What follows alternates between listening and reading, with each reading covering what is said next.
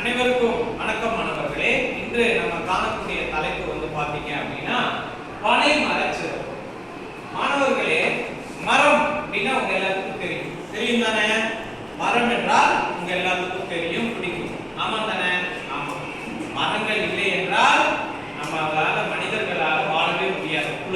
குளிர்ச்சி இருக்காது, மழை பொழியாது, இந்த நிலமானது வறண்டு விடும், நிலத்தடி நீர் இல்லாம போயிடும், அதுக்கப்புறம் நமக்கு நிழல் கிடைக்காது.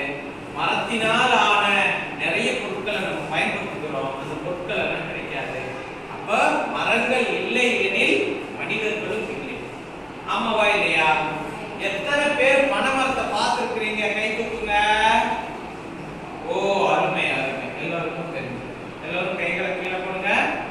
சரி, பனை மரம், பனை மரத்திலிருந்து கிடைக்கக்கூடிய உபயோகமாகக்கூடிய பொருட்கள் யாருக்கெல்லாம் தெரியும்? உங்களுக்கு தெரியுமா? எந்திரிங்க, சொல்லுங்க.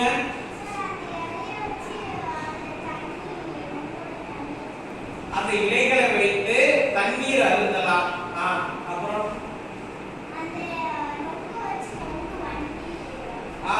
அந்த பனங்காய் அதை வைத்து அந்த வண்டி செய்து ஓட்டலாம். இலையை வைத்து வீட்டினுடைய கூரைகளை வேயலாம்.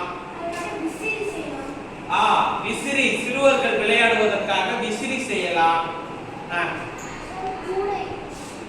கூடை முடையலாம். பிறகு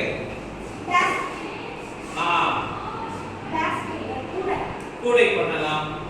சோ இப்படி பல விசேஷமான பல இப்படி பயிர்களை நிறைந்த ஒரு மரமாக இருக்கிறது தான் பனை மரம். எல்லாரும் தெரிஞ்சுக்கணும்.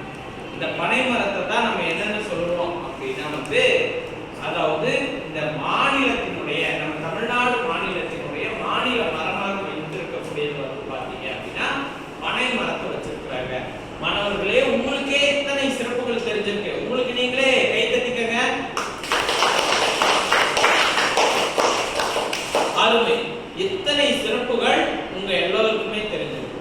இந்த பாடப்பகுதியில பாத்தீங்க அப்படின்னா ஒரு தாத்தா தாத்தா கிட்ட கேள்விகள் இரு மாணவர்கள் கேட்கிறாங்க. அதாவது அவங்க ஒரு 2 பள்ளி மாணவர்கள் போயிருக்கும் போது ஒரு 2 பழங்கள் கீழே இருக்கு. அதை இருக்கிறாங்க, எவ்வளவு பெரிய பழமாக இருக்கிறது, கருப்பாக இருக்கிறது, இது நாள் வரைக்கும் இதை பார்த்ததே இல்லைன்ட்டு பக்கத்துல ஒரு தாத்தா நடந்து போறாங்க. தாத்தா கிட்ட, தாத்தா தாத்தா இது என்ன தாத்தா அப்படின்னு கேட்கிறாங்க. அதற்கு அந்த தாத்தா அந்த பழத்தை பற்றி சொல்லுகிறார். இதுதான்மா பனம்பழம். பனம்பழமா? இதை நம்ம பார்த்ததே கிடையாது. பனை மரத்திலிருந்து கிடைக்கக்கூடிய பழம் தாமா இந்த பனம்பழம் அப்படின்ட்டு ஒவ்வொன்றா விரிவாக சொல்லிக்கிட்டே வராங்க. சரியா? அதற்கு முன்னாடி முக்கியமானது நம்ம பார்க்கக்கூடியது என்ன அப்படின்னா, இந்த பனை மரத்திற்கு 12 உறுப்புகள் இருக்கு. எத்தனை உறுப்புகள் இருக்கு? 12. இந்த 12 உறுப்புகளும் ஏதோ ஒரு வகையில நமக்கு பயன் தரக்கூடியதாக இருக்கிறது. சரியா? அந்த 12 உறுப்புகள் என்னென்ன அப்படின்னா குருத்தோலை, சாறை ஓலை, ஓலை, பனங்காய், வாழைப்பீலி, சில்லாட்டை, பச்சை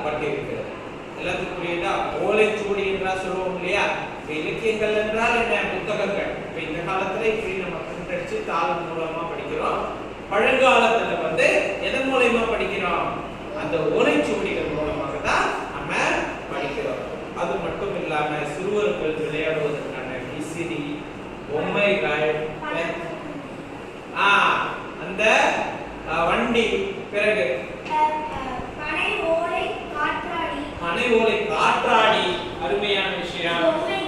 பொம்மைகள், பனை ஓலை விசிறி, இப்படி சிறுவர்கள் விளையாடுவதற்கு தகுந்த எல்லா பொருளும் இருக்கிறது. பனம் வண்டி, பனம்பழம் வண்டி, இப்படி எல்லாம் இருக்கு. சிறுவர்கள் விளையாடுவதற்கான விளையாட்டுகள் வந்திருக்கு. அது மட்டும் இல்ல கண்ணா, எல்லோரும் நல்லா தெரிஞ்சுக்க வேண்டியது, எல்லா மரங்களும் இந்த கிரவுண்ட் வாட்டர் அப்படின்னு சொல்லுவோம், அதாவது நிலத்தடி நீர்.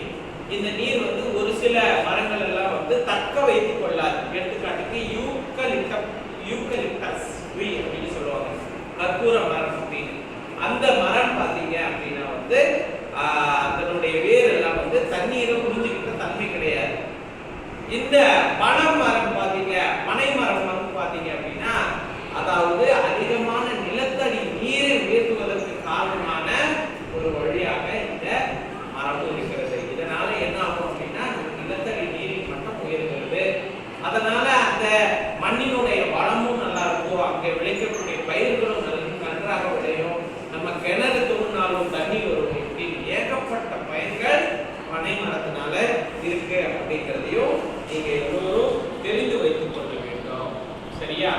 பனை மரத்தால உணவு பொருட்களும் கிடைக்கிறது, சுற்றுச்சூழலுக்கும் சுகாதாரமானதாக இருக்கிறது. பிறகு எல்லா வகையிலும் எல்லோருக்கும் ஏதோ ஒரு வகையில உதவும் வகையிலும் அந்த 12 உறுப்புகளுமே இருக்கிறது. அதனால என்ன பண்ணலாம் அப்படின்னா இந்த வெயில் காலத்துல கூட இப்ப இந்த தோட்டங்கள்ல வந்து பாத்தீங்க அப்படின்னா கூரை வீடு கட்டியிருப்பாங்க. எல்லாம் பார்த்துருக்கீங்களா? கூரை வேய்தல் அப்படிங்கிறது தான் அதனுடைய பெயர். அப்போ வந்து இன்றைக்கு பெரிய பெரிய கட்டிடங்கள்ல நம்மளால இந்த ஃபேன் ஏசி இல்லாம இருக்க முடியுமா? முடியாது. ஏன்னா ரொம்ப நம்ம இடமே வந்து பாத்தீங்க அப்படின்னா தமிழ்நாடே ஒரு வெப்பமண்டலமான பகுதி தான். சரியா? இப்போ நம்மளால இதெல்லாம் இல்லாம நம்மளால என்ன பண்ண முடியாது, இருக்க முடியாது. இதே வந்து கூரை வீட்டுல வந்து பார்த்து நீங்க போய் தங்கி பாருங்க, எப்படி இருக்கும்னா வெப்பத்தை அதிகமாக கொடுக்காது, நன்றாக குளிர்ச்சியாகவும் அது இருக்கும். இதையும் நீங்க தெரிந்து கொள்ளணும்.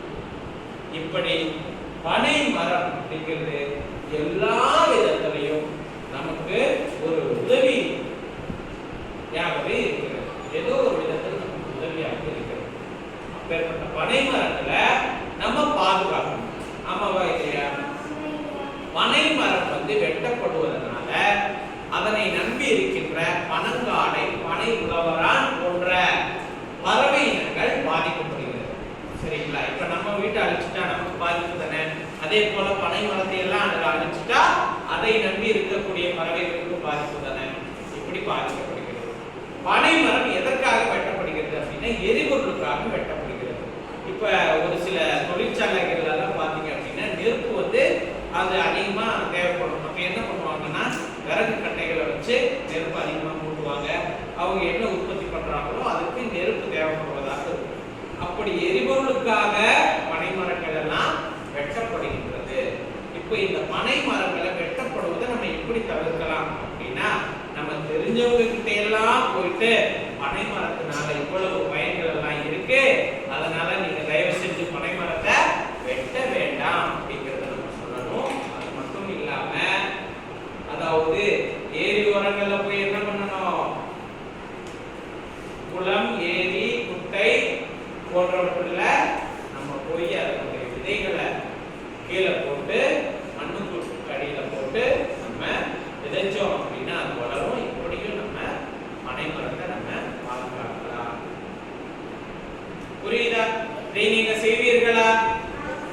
சரி மாணவர்களே, அடுத்த வகுப்புல ஒரு புது டாபிக்கோட